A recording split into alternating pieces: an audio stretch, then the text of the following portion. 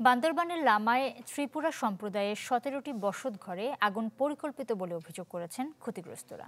এ ঘটনায় আটক করা হয়েছে সন্দেহভাজন ৪ জনকে। প্রশাসন বলছে, আগুনে যাদের দায় মিলবে তাদের বিরুদ্ধে নেওয়া হবে কঠোর ব্যবস্থা। সেনাবাহিনী জানায়, জমি জমা নিয়ে বিরোধের জেরেই দেয়া হয়েছে আগুন। বছর শেষের খুশি নগদে হবে বেশি। নগদ পেমেন্টে নির্দিষ্ট ক্যাটাগরির কেনাকাটায় ৩০০ টাকা পর্যন্ত ক্যাশব্যাক। পোড়া বসত ভিটা যেন বিরান ভূমি।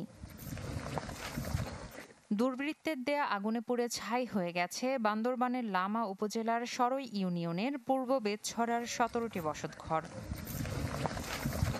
মঙ্গলবার রাতে বড়দিন উপলক্ষে বাসিন্দারা পাশের টঙ্গঝিরি পাড়ার গির্জায় প্রার্থনা করতে যায়।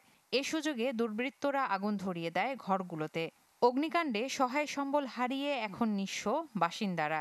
উৎসবের জন্য গিয়েছিলাম গির্জা উঠতে, তো সেক্ষেত্রে সেই অবস্থায় রাতে হঠাৎ করে এই অবস্থা হয়ে গেল আর কি, দুর্ঘটনা ঘটে গেল। আমার রাত্রে 12টার পর থেকে এদিকে আগুন লাগাইয়া ওই পাড়া থেকে দূরে দেখছি আগুন, আর রাত্রে আসতে পারে নাই। ধান, চাল, মুরগি 10টা চুরি হয়ে গেছে।